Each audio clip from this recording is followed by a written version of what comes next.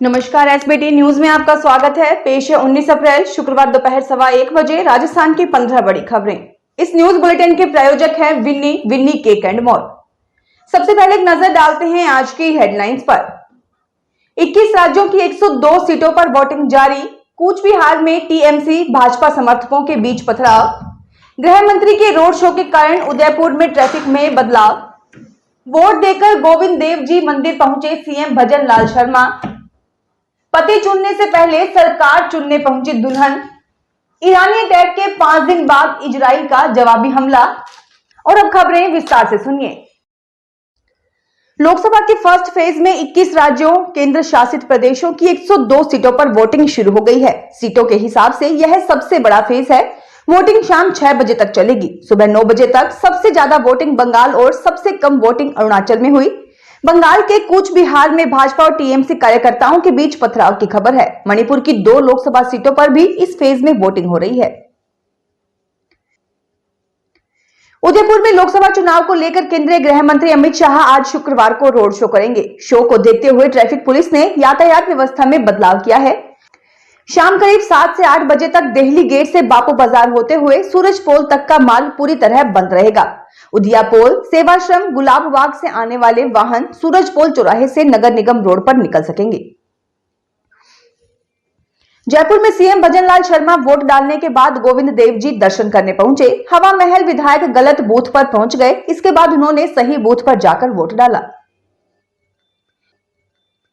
राजस्थान में लोकतंत्र का पर्व शुरू है, ऐसे में कोई पीछे नहीं रहना चाहता। नई नवेली दुल्हने अपने पति का दामन थामने से पहले सरकार चुनने के प्रति अपनी जिम्मेदारी निभाने पहुंची।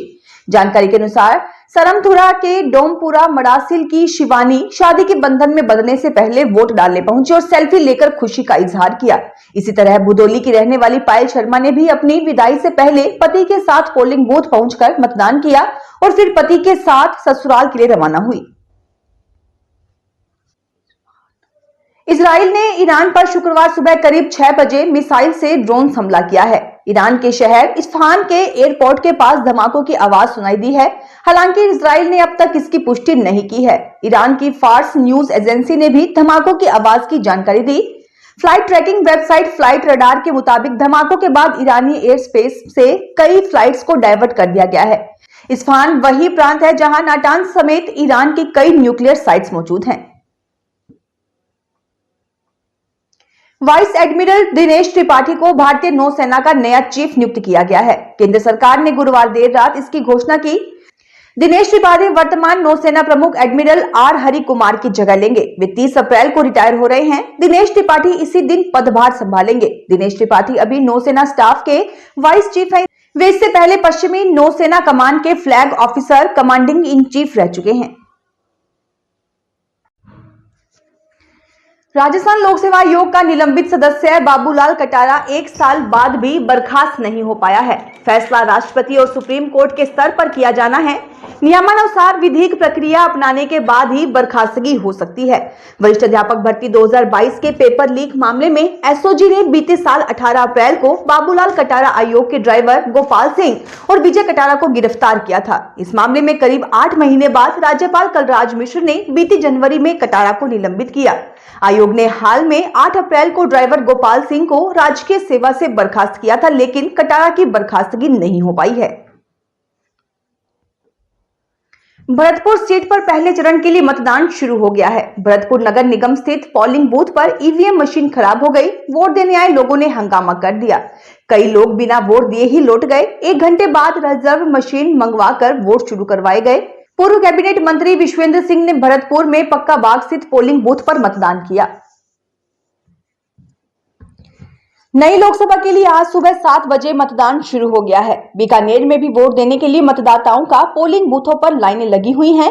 केंद्रीय मंत्री अर्जुन राम मेघवाल और भाजपा की उम्मीदवार पूजा के बाद परिवार के साथ वोट देने गए। वहीं बीकानेर पश्चिम के विधायक जेठानंद व्यास ने अपनी पत्नी संतोष व्यास के साथ मतदान किया। दाइया गांव में लोगों ने मतदान का बहिष्कार किया।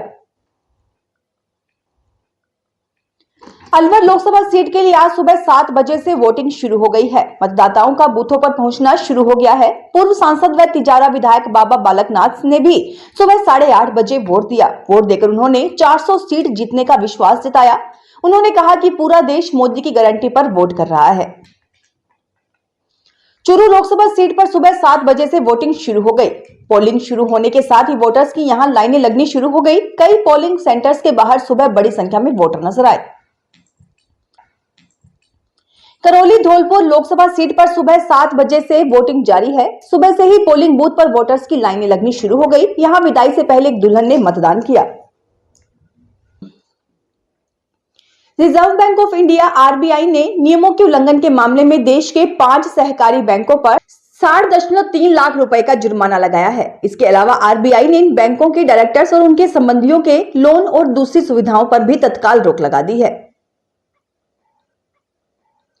हाईकोर्ट बार एसोसिएशन जयपुर ने सीजे को चिट्ठी लिखकर आगामी ग्रीष्मावकाश में 3 से 30 जून तक के दौरान हाईकोर्ट की जयपुर बेंच में केवल एक अवकाशकालीन बेंच की बजाय एक डीबी व 4 एसबी बनाए जाने का आग्रह किया है। हाईकोर्ट बार एसोसिएशन जयपुर के अध्यक्ष प्रहलाद शर्मा व महासचिव सुशील पुजारी ने चिट्ठी में कहा है कि ग्रीष्मावकाश के दौरान जरूरी प्रवृत्ति केसों की संख्या ज्यादा हो जाती है और इन सभी केसों में एक एसपी द्वारा सुनवाई किया जाना संभव नहीं हो पाता। चित्तौड़गढ़ में अवैध भूजल दोहन की कार्रवाई तीसरे दिन भी जारी रही। बोजुंदा में सीमेंट से ईंट बनाने की फैक्ट्री के पास भारी मात्रा में भारी बल्करों में पानी भरा जा रहा था। इसी दौरान प्रशासन की ओर से कार्रवाई की गई। फिलहाल इस बुलेटिन में इतना ही। फिर हाजिर होंगे और बड़ी खबरों के साथ।